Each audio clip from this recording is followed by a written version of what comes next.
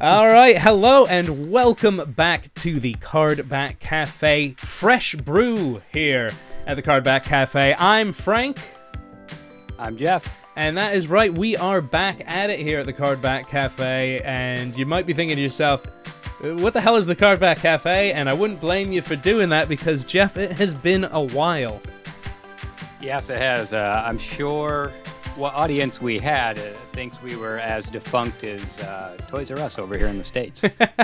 Yeah, I mean, so for people that might be seeing us for the first time, and hopefully the people that know us know the story, but for those that don't, we started the Cardback Cafe, I mean, must be back in 2020, back in the dark days of 2020, when everybody started something, and we started it as a podcast to basically talk toys every week, and we did a fair amount of episodes. We had it going for a while there, and towards the end of the podcast, we wanted to move it into doing it as a video, sort of like what you're seeing right now.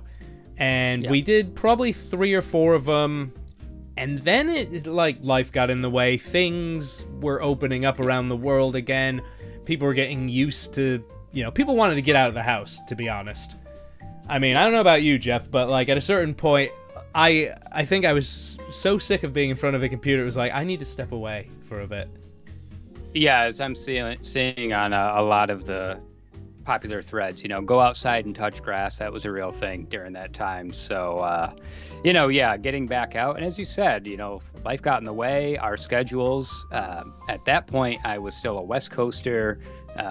Frank's all the way across the pond. So just trying to coordinate that was always a bit of a challenge. But things have changed. And we seem to be in a place now where it's going to kind of work, and hopefully we can get this ship sailing. But there hasn't been a shortage of toy collecting or toy news, so at least that stayed strong.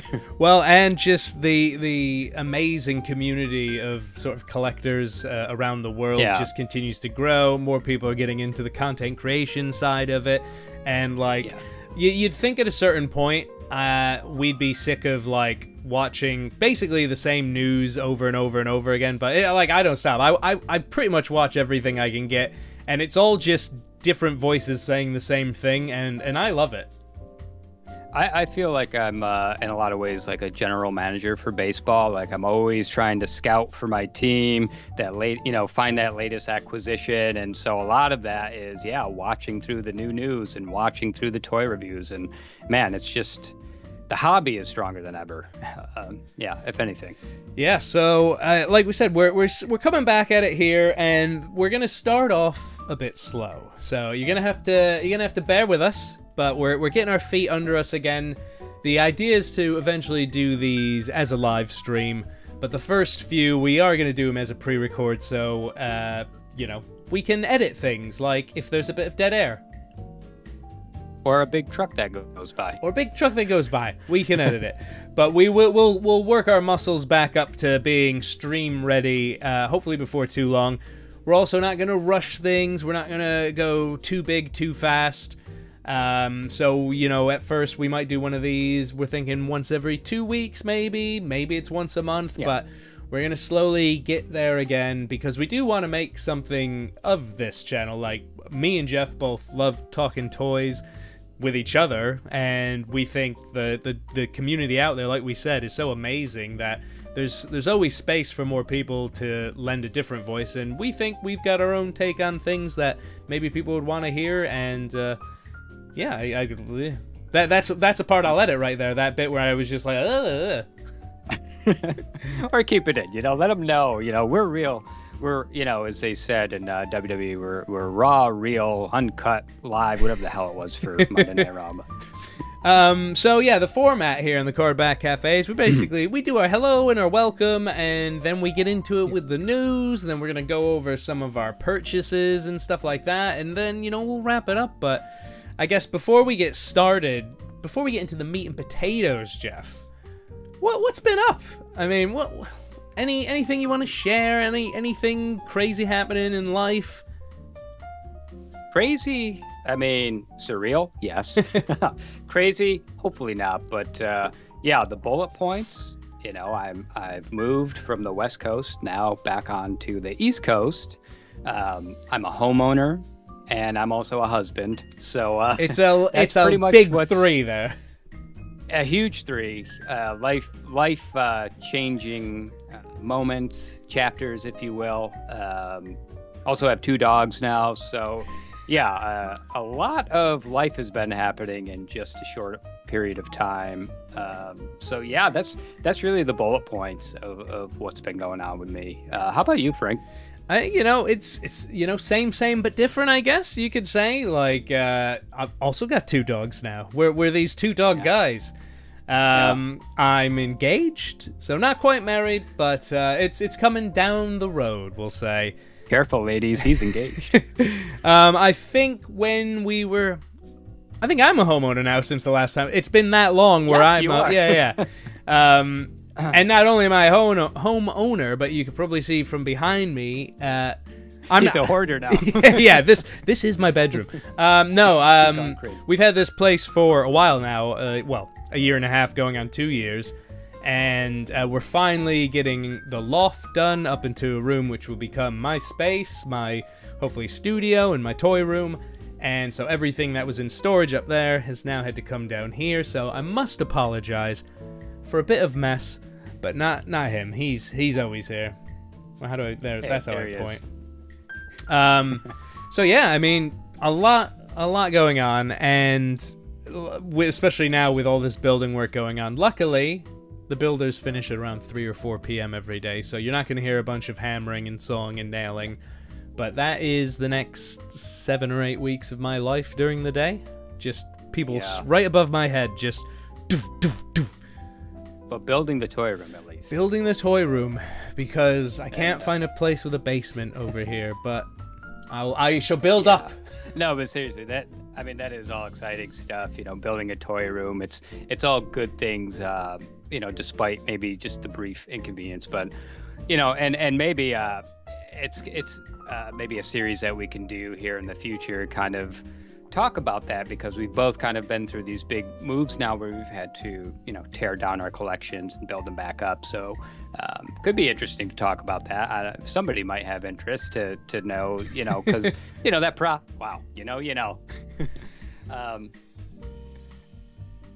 but yeah, just basically saying, that process. Yeah. Going through that process, it really makes you realize kind of what's important to you, what's not important. So I know you'll probably be documenting it as you go along. So looking forward to seeing that. Yeah, it was that thing when all the boxes came down, because it's only been recently. It's only been the past sort of week or two where the boxes have come down, and we went over because there was a toy show not too far away from here. And I've not been to a toy show in the UK yet, and I've been wanting to go to one because I just think it'd be cool to meet some of the community over here, but also to potentially get rid of some of this in preparation for the new room and everything.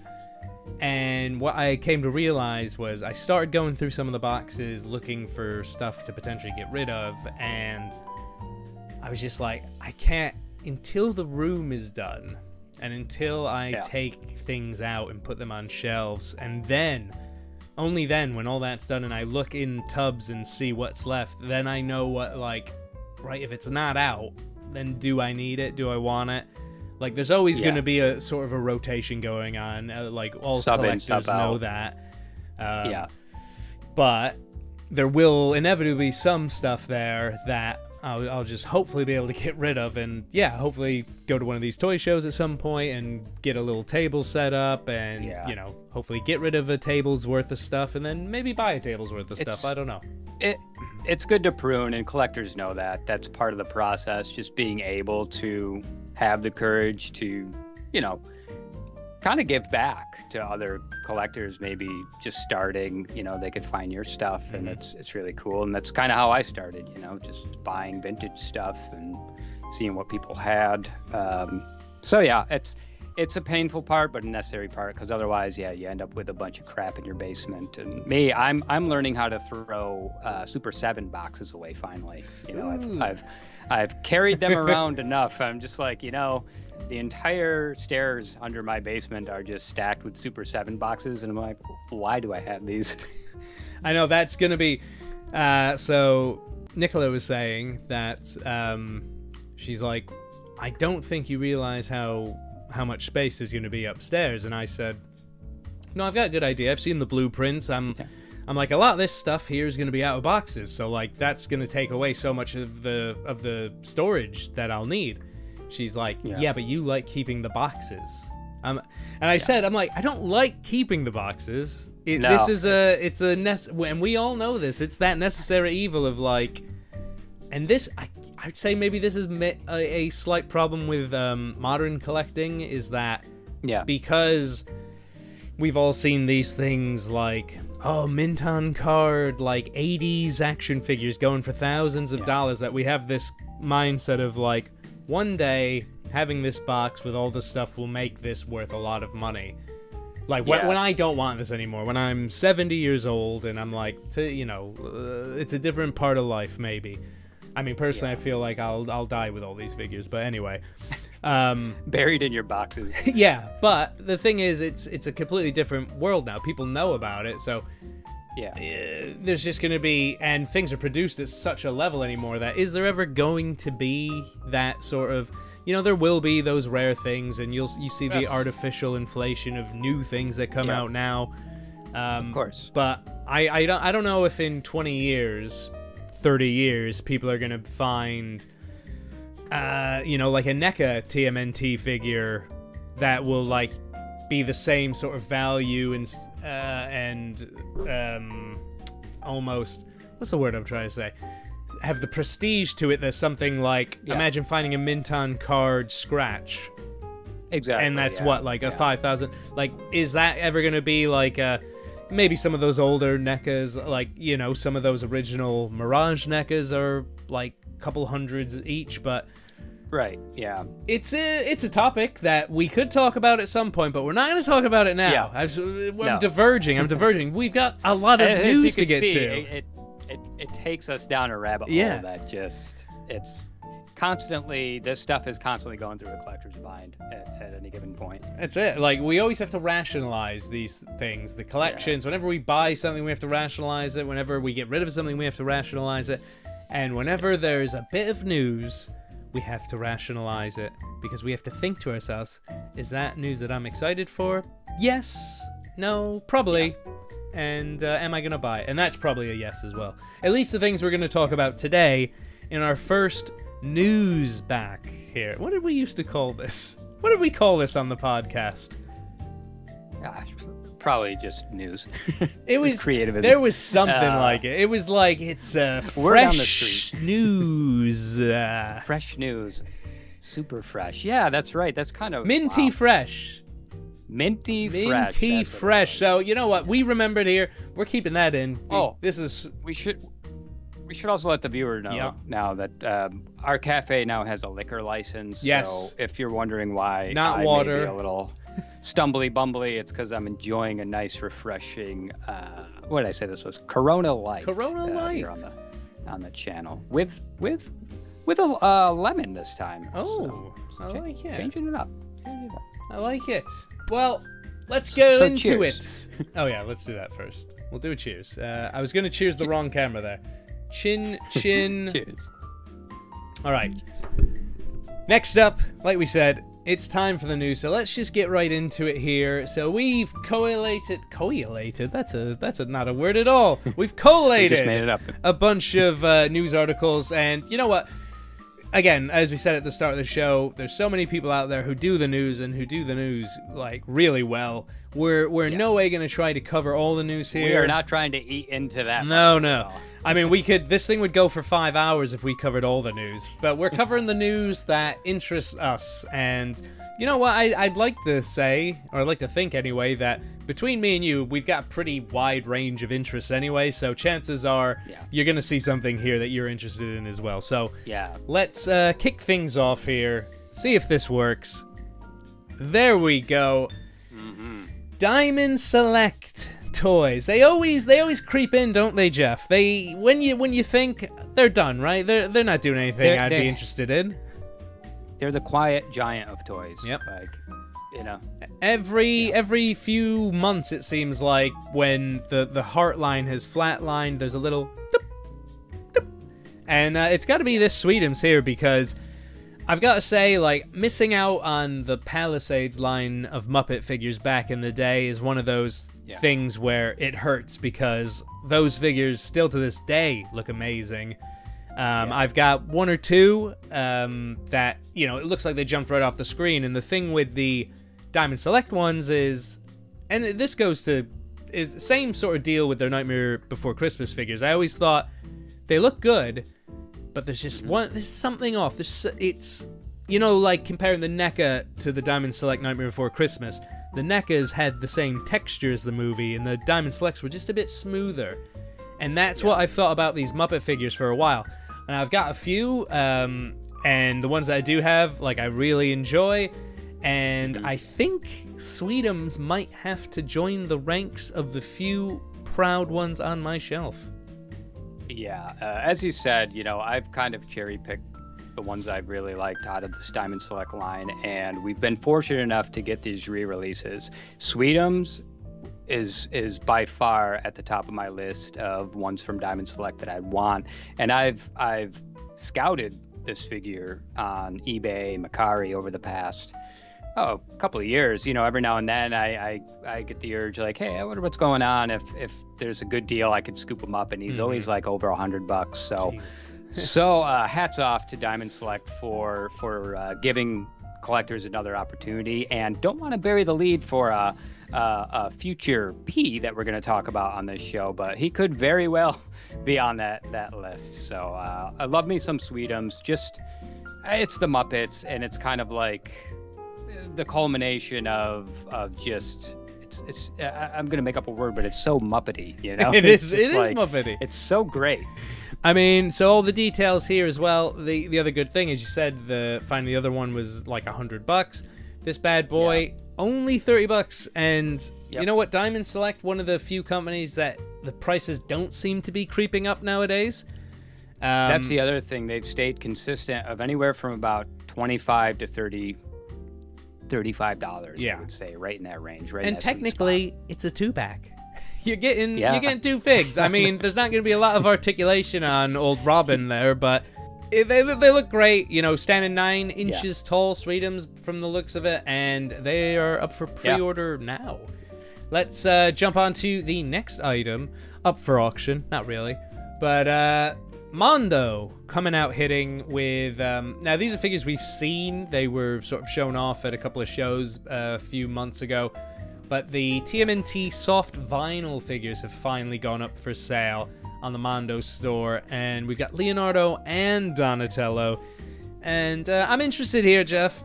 Now, a lot of people around the internet have been sort of saying, you know, have we finally hit that point of too much Turtles? What are your thoughts? I mean, yeah, there's definitely probably a little turtle fatigue there, but you know, there are worse problems to have. I do like how, you know, we're seeing a bunch of different takes on these lines. Personally, I'm content with my turtle collection, which makes this all the more fun because I could just kind of scout and cherry pick the ones I want. But you know, I definitely like what they're doing here. Don't know that I'll go in on them. I feel like that is kind of my take on a lot of the stuff that gets released. But happy to see that they're still gaining interest, building an audience, you know, expanding that audience. So yeah. Yeah. I mean, so they're 8 inches tall. You know, they're not traditional action figures. They are the vinyl figures, so they're more closer to like Safubi. So they are more of a collector's item, I think I would say. And you know that is demonstrated by the price. These are, I want to say $90 each. They're both up for pre-order, and like it is, they look cool. There is that little thing of like, oh, you know, same sculpt. It's a thing that we're used to as turtle collectors. Same sculpts, different heads, slightly different colors. I do think they look cool. I'd like to get them, but the thing is with turtles, you can't get one. You've got to get at least 4. And do I want to spend $360 on really... Do you basically want to get trapped in that loop because it's the 4 turtles. Then if it's successful, it could expand. Then, you know, how many times can I buy that first wave of turtle characters over and over? Yeah. There is some good stuff on. You know what? I remember when Mondo first got into the collectible game, thinking they're not gonna be for me. And I mean, when you get the things like Mr. Bane here, their Motu stuff, and of course, you know, it's not even on the list because it's old news now. But yeah, we all know what's coming from Mondo. Yeah. And those real Ghostbuster figures have been a long time coming, and we will hopefully be talking about those more and more as we see some stuff. Hopefully, I think they said Comic-Con, they'll be releasing some more info. Should get another look. And yeah, I mean, and that's one of those things where, you know, the real Ghostbusters toys are few and far between, so that is very enticing. But yeah, and even what they've done with the X-Men line, you know, I unfortunately haven't been able to get on them from the jump, so to kind of go back and build that team would be have to take out a second mortgage here. But yeah, they've really made a name. You know, some of these, it's funny, you know, the players we started with, your NECAs, your Super 7s, your Hasbros, and now we got this new crop of young talent coming in, your Mondos, your Jada toys, you know. So it's really cool to see kind of the evolution of some of these companies. And everybody pushing each other to do better, because back when it was sort of when there was a time when it felt like NECA was it, and they were doing good stuff and always improving, but I feel like those companies, they're never gonna hit their stride or as good as they can be until there's a bit of competition. So like Super 7 getting into the game, I think, helped propel NECA, and now, as you say, Jada, Mondo, a couple of those other smaller companies, they are just gonna keep pushing everybody to be better, because the other thing with those smaller companies is they're very competitive with the prices sometimes. Like, you know, Jada figures are like ridiculously cheap considering the quality and what you're getting in the box. And like, Mondo, the quarter scale stuff, or the, you know, 1/6 scale stuff is pretty pricey. And I'm sure the real Ghostbusters stuff will be priced, but 100, you know, I guess the rumor, a lot of people are sort of thinking around that $100 mark for a 2-pack of real Ghostbusters figures. I guess, you know, it's all hearsay until we find out, so we can't really speak too much on that. But I would say if it was 100, I would not be disappointed, considering a single NECA is close to $45-50 now. And you got to take into account, too, with the Ghostbusters, what other kind of licensing fees they may have to pay, so that could kind of drive the price up a little bit. Hopefully not, but I guess we'll see. We'll see. Well, on the cheaper side, still sticking with Turtles, and we've known these have been coming for a while, and they've just started hitting, and it's the Playmates original sketch reprint editions of the 4 Turtles, which... celebrating the 40th anniversary, you know, based on the original image, which was only of Michelangelo, but they've sort of stretched it and they've given a take of it on each of the 4, and these are popping up now. And I mean, my side of the pond, no chance that we'll see these anytime soon. I'm wondering, Jeff, have you been out and about? Have you seen these in person anywhere? Not yet. I have been out and about as recently as this past weekend, but haven't seen them. Do think they're very cool. Like how they come with a build stand for all 4 of them when you get them together. That's that's a cool idea. Don't know if I go out of my way to order them, but you know, as a collector, you see them in the wild and you go, oh, they happen to have all 4 today. So maybe it's the kind of line where. I'm thinking, could it be the kind of line where I could just get the 1? Like... Well, they look like they're all the same sculpt, too. Yeah, so same sculpt. You're not going to knock your socks off with... Like, slightly different paint, but I do... Because obviously... Honestly, you're a Mikey fan, so I do think you have kind of the best excuse to say I could just get one, because that is the one. He is the one. Anyone should be concerned. And he comes with a little box to stand on, the Mikey, as well. And for me, like, wanting to be, get something true to the source, I would have to get Mikey, but also being a Leo fan, I'd probably have to get Leo as well. And you then can't at just that point two. You go, well, I'm 50% there. Exactly. I mean, they look interesting. I'll give them that. It's not the kind of thing I would buy online. I think if I ran into one of them in person, there might be a different story. There's always that thing when you bump into something in person, you're much more likely to buy it. One of those days you're kind of striking out at different places. You see these things hanging on the pegs. You go, yeah, maybe I'll get that on the radar. I'll come back to it. But Playmates is so unusual right now with what the hell they're doing. It's just like kind of all over the place. Well, something else that apparently they're doing is a re-release of the Technodrome. Technodrome. I know. I'm like, is it Tecmo Bowl? Yeah. Now this one, like, we've talked about again back in the podcast days. So it's all new for the Fresh Brew here. Those archaic podcasts. Yeah, but we've talked about the Playmates re-releases. Obviously, they've been re-releasing some of those original figures for nearly as old as the franchise is now. I feel like they've been re-releasing like the original Turtles anyway for about 20-25 years. Yeah. But what seems exciting recently is, as we said, they're trying new things, right? So they've got those original sketch versions of the Turtles. We've seen they've got these added articulation, remastered, updated Turtles coming out at some point. And they're going deeper into the re-releases from the original series. So outside of the Turtles, Shredder, Splinter, Bebop, Rocksteady, we're getting variants of the Turtles. We're getting movie Turtles. We're getting some of the other characters, which is nice. And now, apparently, we are getting a re-release of the Technodrome, which I think, like, if this comes to pass, which, it's got an Amazon listing. Normally these things do come to pass. I'm pretty excited about this. What about you?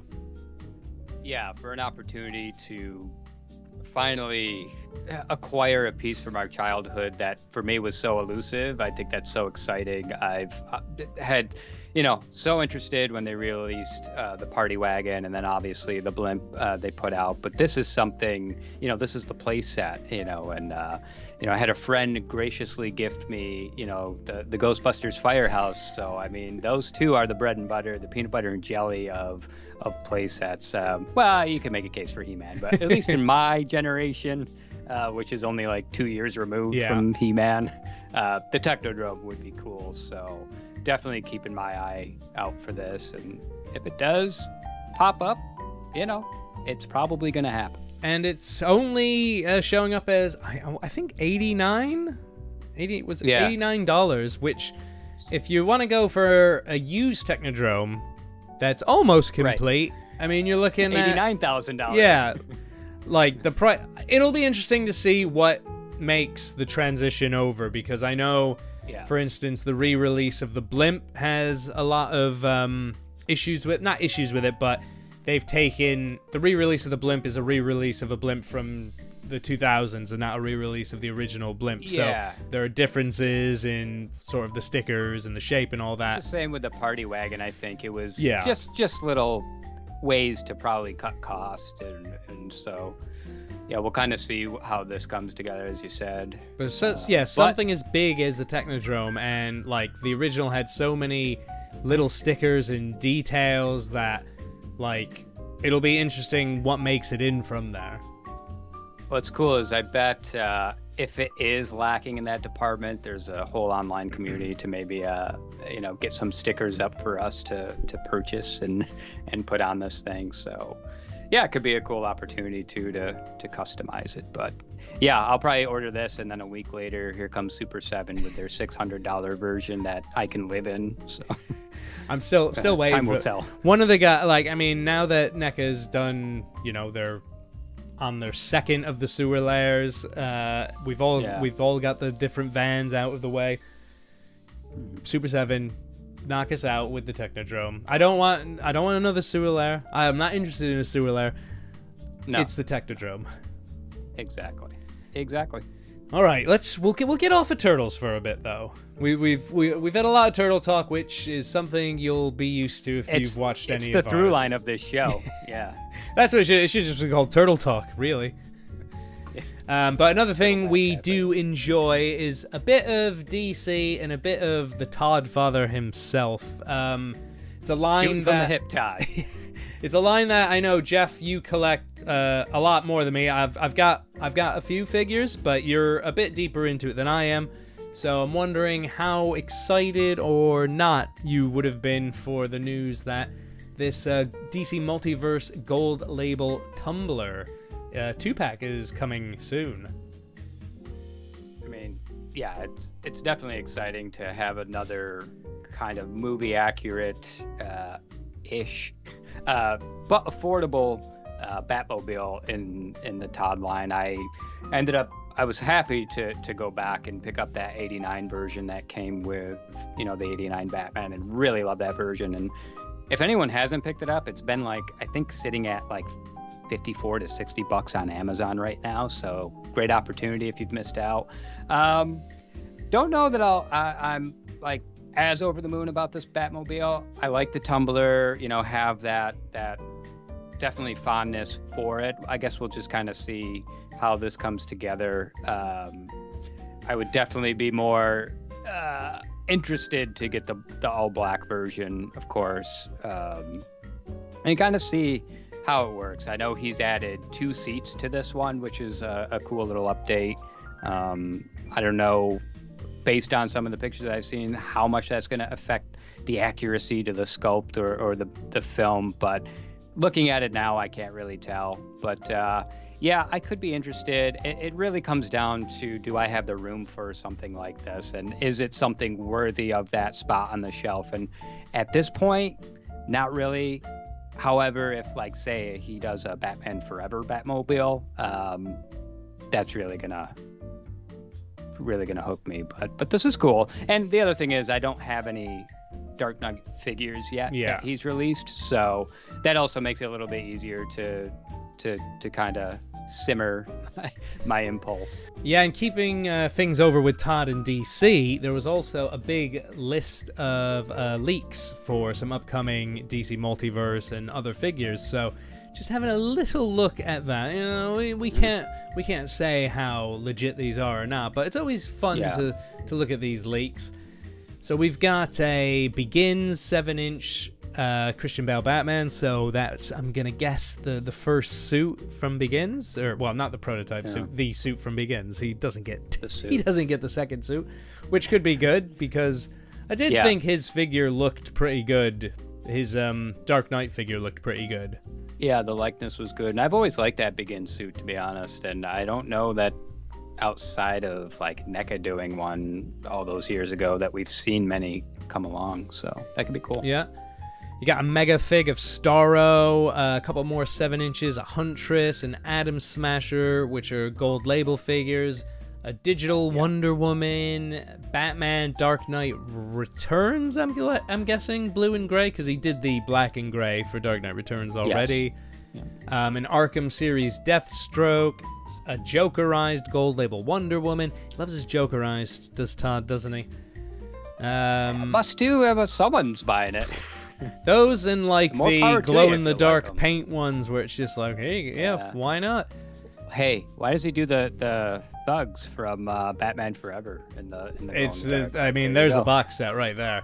Easy. Come on, the Joel Schumacher collection.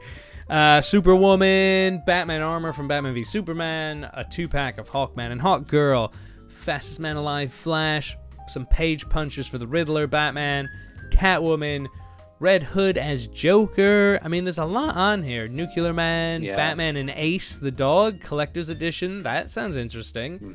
Cyborg Rebirth, a Guy Gardner Green Lantern, and Green Lantern Simon Baz deluxe edition.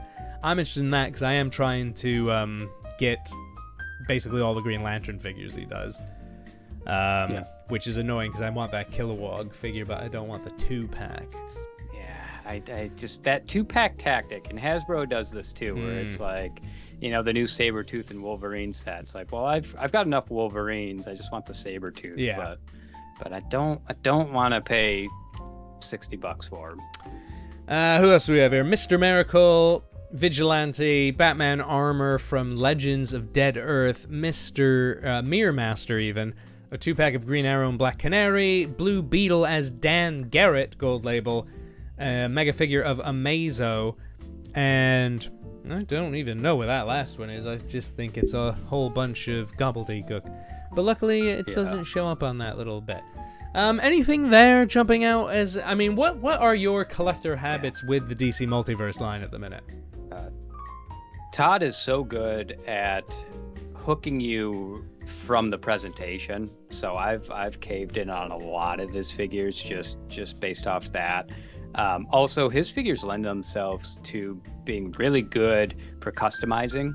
So I've built different characters out of his figures, but you know, I'm mainly in it for your classic DC and obviously your extended Bat universe. So this line has definitely been for someone like me who is a Bat freak and also like some of those classic things. I'm currently trying to finish kind of an Alex Ross style Justice League, but then I also have kind of modern era Justice League that I've built inadvertently just by buying toys that are on sale. One that sticks out to me there, though, on that list, it would probably be Huntress. It's something I was so tempted to get the Mafex version of Huntress from what was it? Hush from the Hush series. Really love that take. So if it's anything close to that version, definitely pick her up. The thing is, so we know McFarlane has the DC rights, and they share it with another company called Spin Master, who does the smaller scale, the stuff more for kids.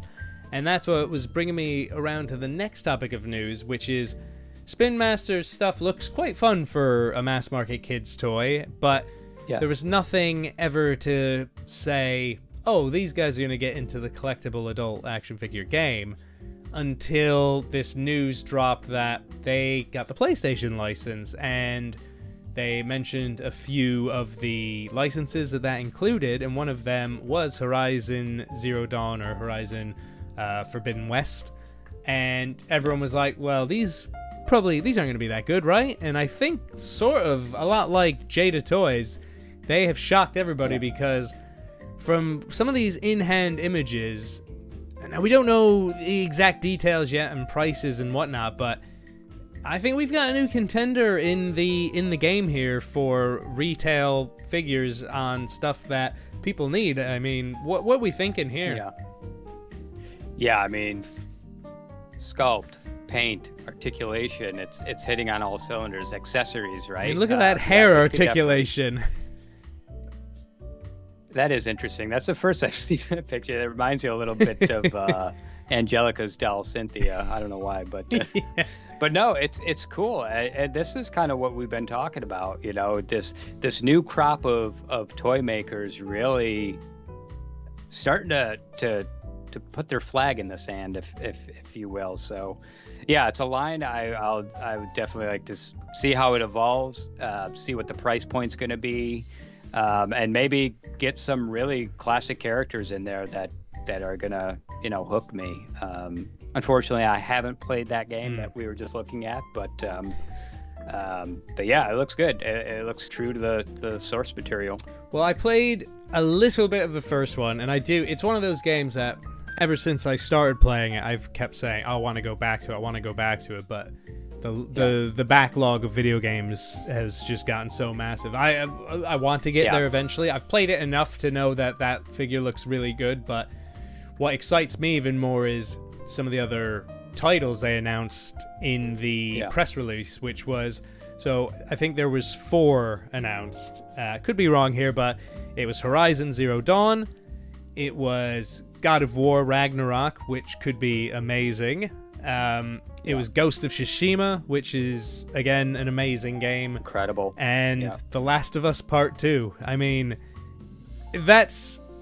As a PlayStation, as someone who's played through and beaten and, like, basically 100%ed 3 out of those games, I would get pretty much any figure from those 3 games. And I know most PlayStation fans will have... All 4 of those games are winners. Like, we've just got this tiny blind spot of Horizon, but I know it's meant to be an amazing series. So, yeah, those other 3 sound... They're heavy hitters, for sure.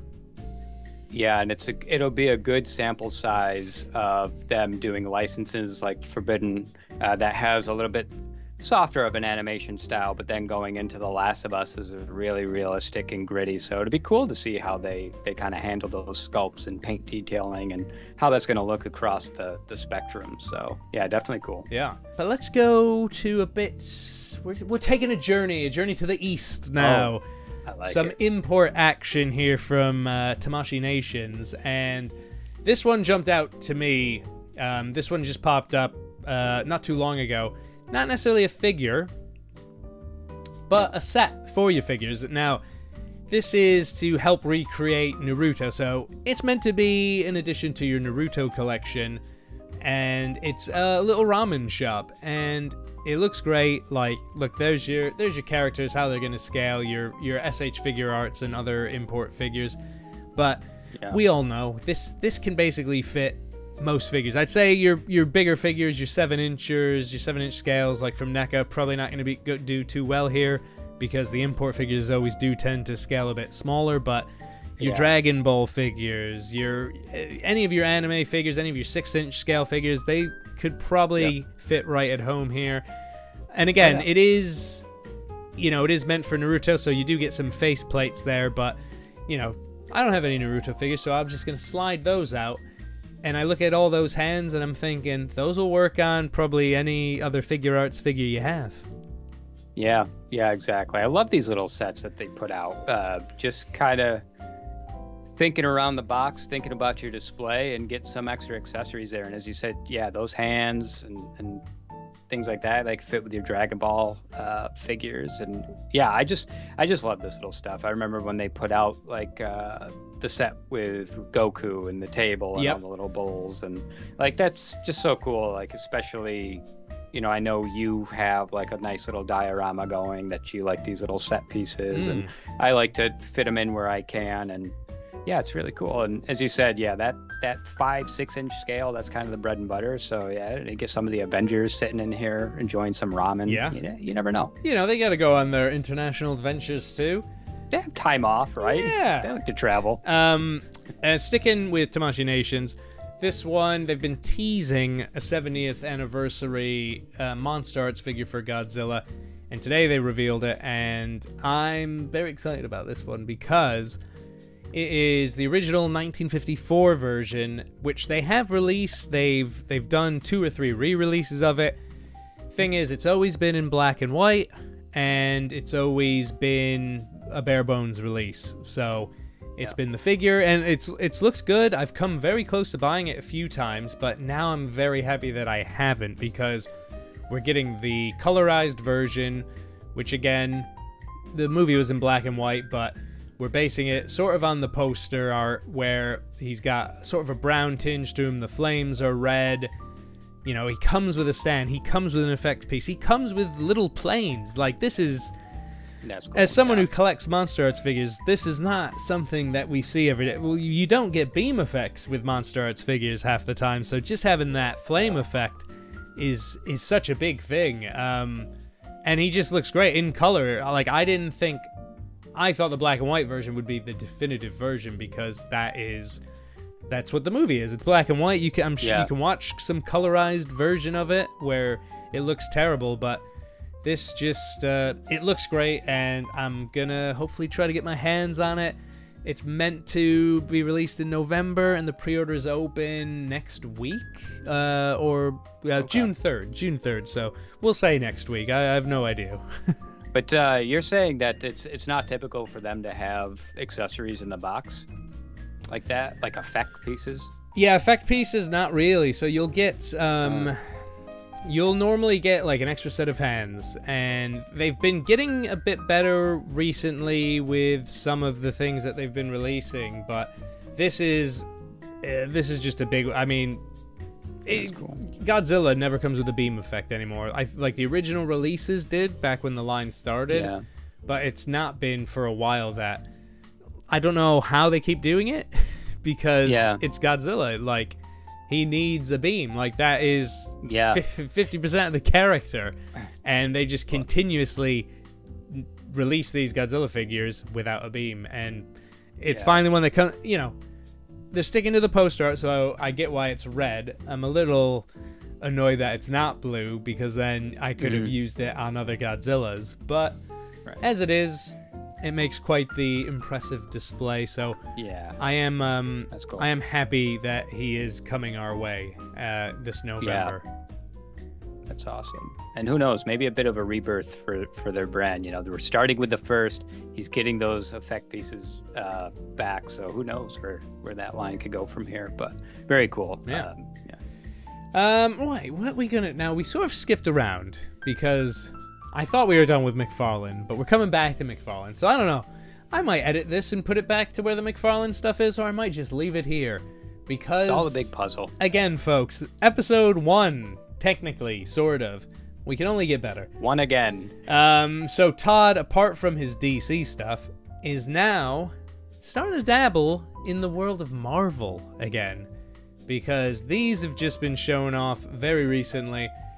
But McFarlane and Marvel working together for posed figures, you know, classic style McFarlane, non-articulated sort of statue toys of some of Todd's work with the Marvel brand. So you can see here some based on some of Todd's sort of cover art from these comics or from these issues. And you know, I'm sure Marvel Legends isn't gonna move ship and go over to McFarlane Toys, I wouldn't think, but it is quite interesting that Todd's getting involved with Marvel.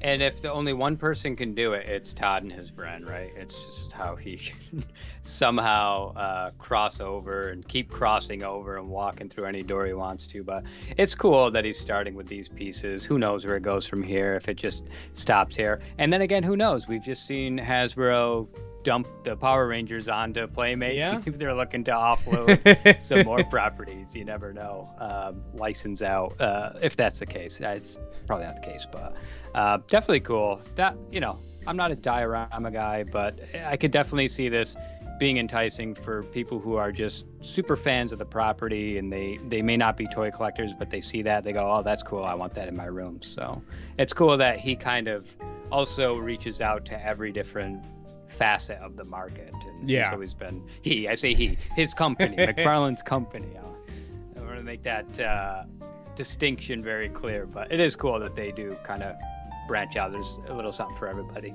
He's got his fingers in a lot of pies, does Todd, and like especially he's going heavy back on bringing like the sports stuff back, the quote unquote movie maniacs, the music maniacs now as well coming out.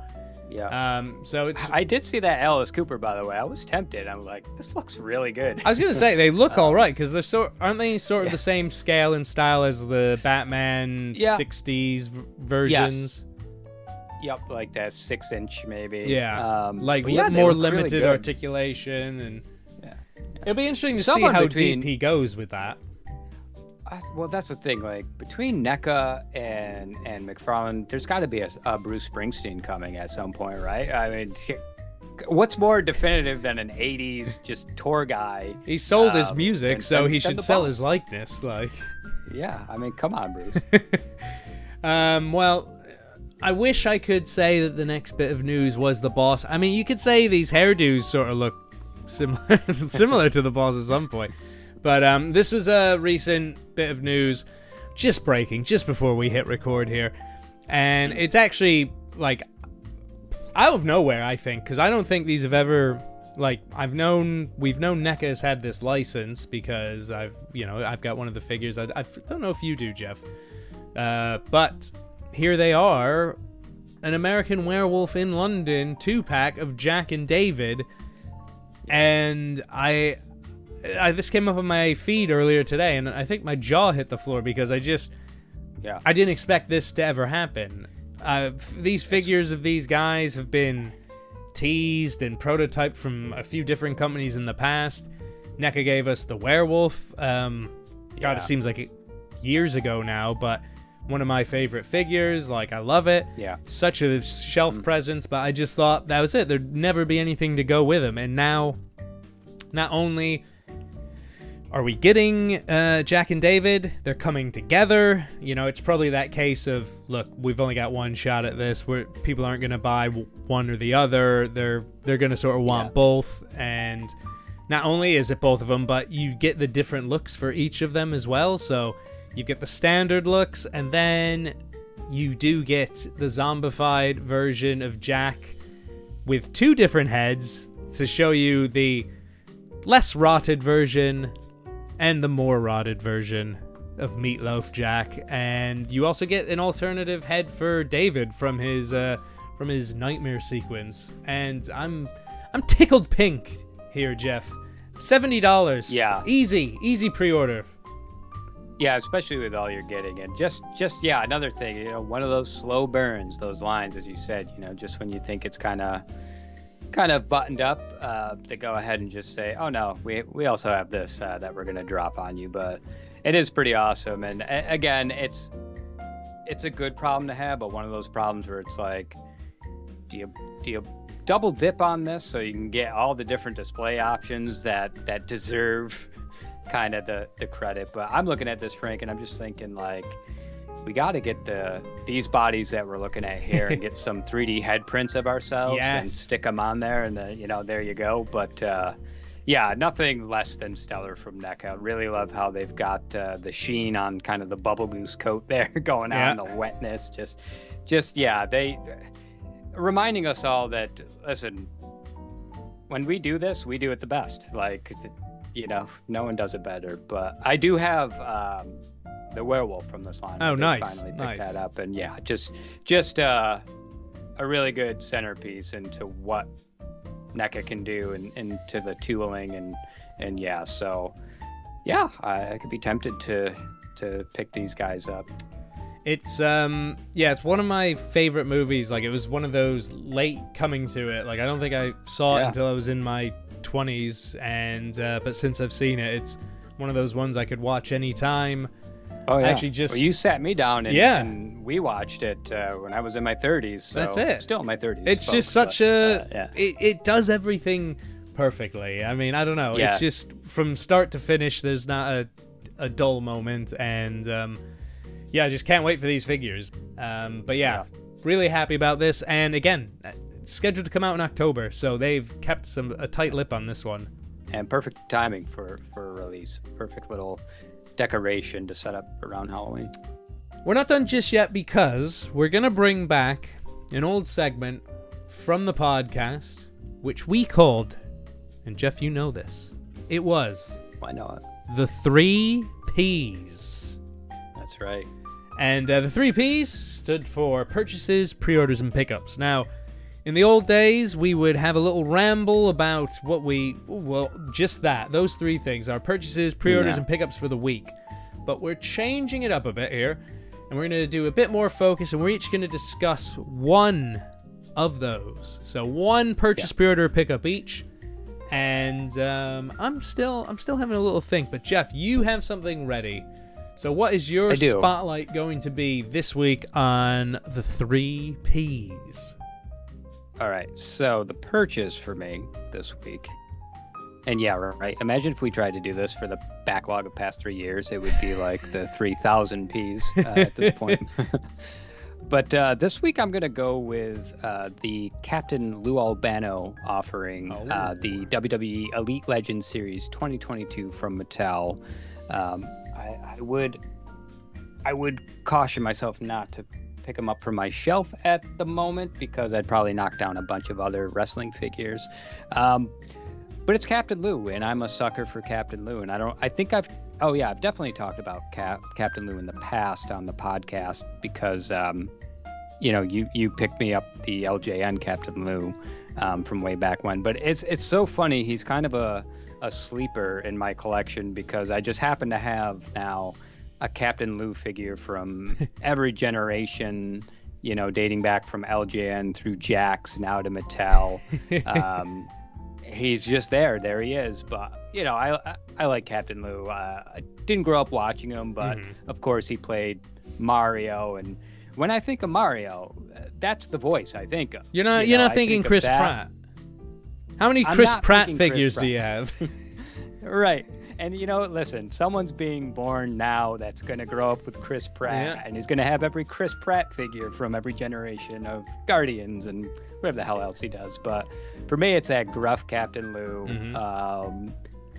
Again, another just 80s character, too, right? Crossed over into the mainstream music with Cyndi Lauper and was in that video and the whole rock and wrestling crap that came out in the 80s. But yeah, I like me some Captain Lou, and the figure itself is cool. It comes with his classic t-shirt with the screen printed Captain Lou on it that's removable. It's got a sculpted vest, and he comes also with the gold album that I got to be honest, I've watched through WrestleMania 1 through like 6 in preparation just for hype for WrestleMania this year.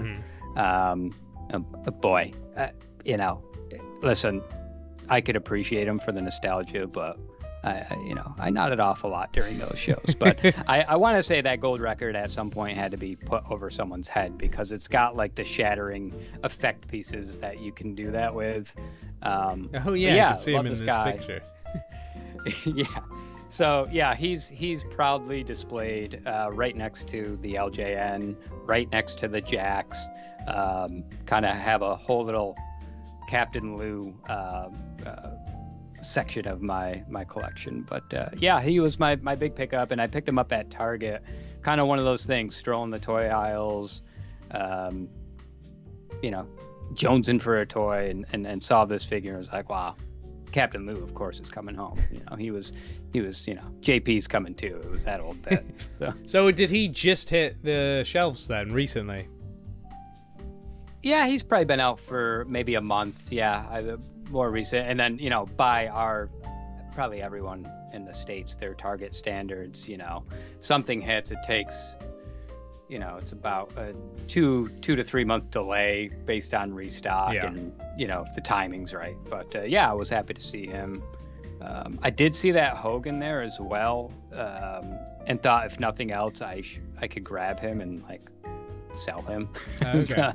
But because I think he's, I don't know, I could be speaking out of school here, but I think he's pretty highly sought after, that version, at least now. But I'm sure once these things start hitting stores more, that'll go away, because that's my luck too. I try to pick up something sought after, you know what, I'm gonna get back. I'm gonna sell this. I'm gonna have something valuable, and then it's like, oh, everyone found them.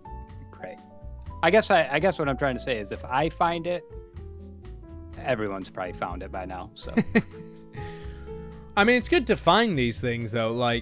It's one thing that has gotten, I mean, again, I don't have the opportunity as much, but from the times I've been back to the States over the past year and a bit, what I've noticed even back, from where we grew up, there's so much more stuff on the shelves. Product is there now, and again, there was that, to a bit of a detriment for a bit where there was too much product. People were overbuying, so a lot of stuff on retail and that. But even just it does seem like from 23 to 24, things have gotten better. Shipments are now, they get made. We don't have to sound like broken records, but the world is healed in various ways. It's gotten worse in a lot of other ways, but toys are on shelves, so that's, as long as we can block out the outside world and just keep a good focus on, you can find the toys that you want on shelves without having to pay ridiculous secondary market prices nowadays, where we didn't have that luxury sort of from 2020 until 2023. Yeah, and honestly, I try to work in a little bit more of the toy hunt now versus just buying everything online, because you save on shipping too, and time. For instance, the Jada Toys Street Fighters, you pre-order them through Big Bad. There's the shipping price, but then there's the timing price. You gotta wait a couple extra months after they've already hit, and it's nice to just go to Target and say, oh my God, there's Ken right there. Let me pick him up today, take him home, and be done with it. And then, so that's been nice. It's been, harder to find those toys on the shelves, but at the same time, it's nice when you do. Yeah. Well, that is good. So Captain Lou is your pickup, and I guess I'll transition over to what I'm going to say. It's on to you, Frank. Yeah, it's on to me. The hot seat. So I'm going to try. So I've set something up here. We'll see if it works. Let me turn a light on. There we go. Again, we're doing it. Do it live. Non-live, but live, but non-live. So if you follow us on social media, and you can follow the Cardback Cafe over on Instagram, just search the Cardback Cafe, and we've been a lot more active there. We started the account back when we started the Cardback Cafe, so it's been there for a few years, but it definitely hit pause on it for a while, like the podcast, like everything. But we've been making more noise over there since probably close to the start of the year, if not before. Yeah. And one of the last things that was posted up there is my pickup for the week, which is gonna be, here we go, my desk camera there here. It is. Nice. It's gonna be my SH Figure Arts Kaiju number 8. There we go. Get the focus in. Very cool. And it's our main Kaiju number 8. And I do just really love this figure, the expressiveness of it. He's got some crazy engineering that... I should probably bring this microphone closer to me so I sound like I'm on the mic. Yeah, so he's got some pretty crazy engineering which we haven't seen from SH Figure Arts in the past. For instance, you know, he doesn't have swap out heads. He's got a swap out faceplate here that you can remove. Let me see. Let's see. Can I do it? Yeah, there he goes. It's out. It's gone. Very cool. And so yeah, it comes with a couple of different faceplates. Comes with a couple of different effects, some different hands, and he's the first in the line. And they've sort of timed this well because the anime's been out now only for 5 or 6 weeks, and this guy just recently came out, and the second figure from the series has just dropped in Japan. And I've ordered him, so he's on his way. And then the third figure from the series will be coming the month after. So, yeah, he's there. Nice. He's a good one, and he had a nice entry price to him because I think they want you to get all of them. So what they've been doing now, Figure Arts, and we've seen it with Dragon Ball, we've seen it with other ones, is their sort of first figure from the lines they've put at a more affordable price. So I think getting this from Japan, it's like $30, $25-$30, but obviously the shipping adds quite a lot to that. Yeah. Where I think if you get it in America, it's probably $45 or $50 maybe on Amazon. I haven't checked because I have him, so I don't need to. But yeah, it's a great show.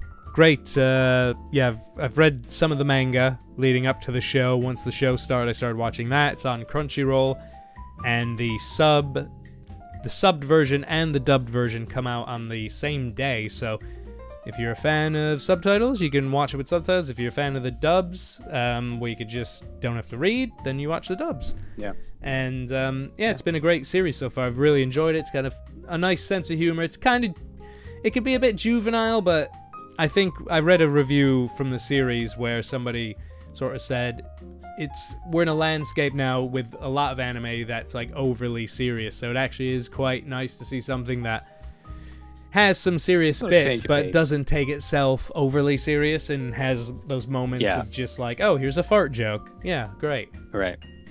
Yeah. So that's awesome. Yeah, there he is, and I love the design. If you like anime, give it a chance. It's basically he's basically Venom. He's a guy who gets taken over. That's my elevator pitch. He's a guy who gets taken over by a kaiju, and he's basically Venom. So that's what he is. Nice. And so that's my purchase for the week. And yeah, so next time we do this, maybe we'll talk about purchases. Maybe we'll talk about pre-orders, pickups. Yeah. And I always thought maybe we need to define this, because purchases and pickups sound the same, but they're not, right? Because I guess I would say a purchase is something you've gotten from online, and a pickup is something you found in the store? Yes, and I could also see it as A pickup is something you physically got that week. A purchase is something you bought and is available and on its way. And then a pre-order is something that's going to be on its way in the future. See, we don't need, like, so between us. I could justify it anyway. Yeah, exactly. These are not hard and fast rules, people. Like, we're changing the goal line distance every week, so you're just along for the ride. XFL, UFLs. Hey, the playoffs, the conference championships are this week. Or if I didn't finish editing it, they were last week. They were last week. Can you believe the Bandits won? I'm guessing there's got to be a Bandits in that league. The Panthers are going to win. The Panthers are in the conference championship, so there you go. I'm glad you've been keeping up on that. Sadly, I'm like, I don't know who to root for. I'll watch the championship game, I think. Yeah. I mean, every time I picked a team in the XFL since The Rock relaunched it, or since it relaunched, that team has, like, gone out of business. And once it became this thing now, first the Wildcats went away, and then I don't even know who I picked in the XFL after that. I was too heartbroken. Yeah, I think I needed a minute too.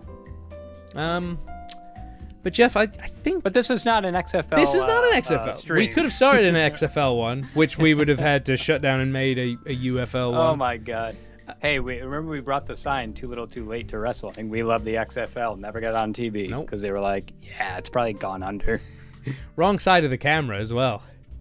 Yeah, you got to get on that hard cam side. Jeff, so I would say that probably wraps it up because first episode, there's the, you know what, it's like learning to ride a bike. We knew how to ride a bike when it came to podcasting, and we know how to translate that into riding a motorcycle. This is a motorcycle now. We were on a bike with the podcasting. This is a motorcycle. Or maybe one of those hybrid bikes with a motor. Like the electric bikes. 35 miles an hour. Yeah. The ones that, like, I've ridden one of those graduated before. The Suzuki crotch rocket yet, but... What were they, what were they called growing up? They weren't mopeds. The ones that were like bikes but also were electric.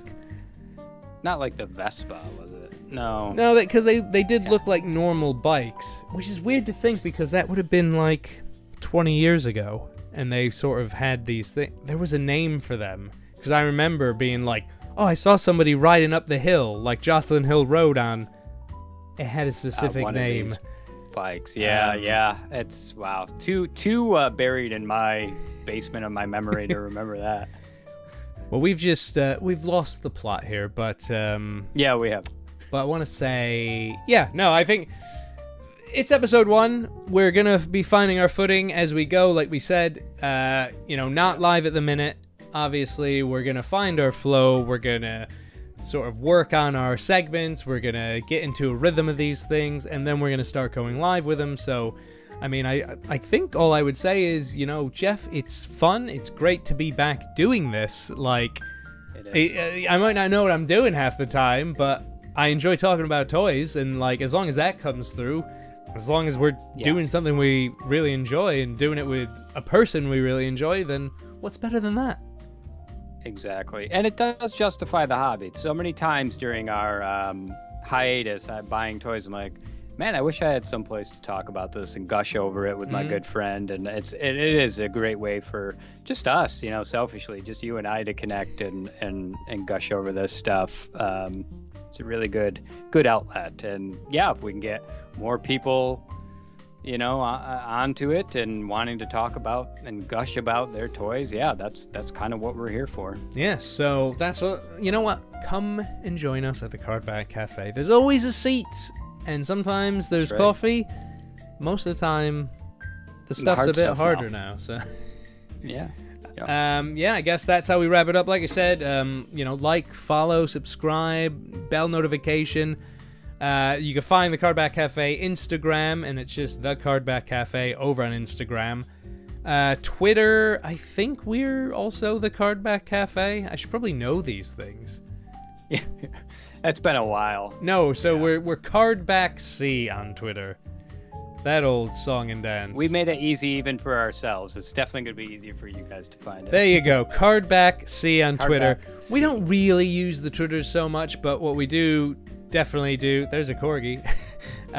There we go. The Cardback Cafe on Instagram. We are posting pics of a lot of the purchases, pre-orders, and pickups we don't talk about in the episodes. You can see on here, and then just a whole bunch of other cool stuff that we've got lying around. So definitely follow us on there for more. And I forgot to mention this whole time that if you're watching this, you're not watching it on the Cardback Cafe YouTube channel. You're actually watching it on the Kaiju Creative YouTube channel, which is sort of our all-encompassing home now, where think of Kaiju Creative as the production company, Cardback Cafe Fresh Brew as one of the series that they made.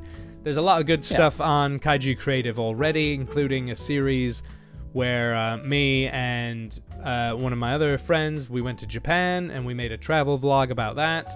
There's a bunch of film quizzes on there. We're going to get it organized. We want to keep it active, so that will be the home of the Cardback Cafe. A new series for Kaiju Creative, so be sure to subscribe.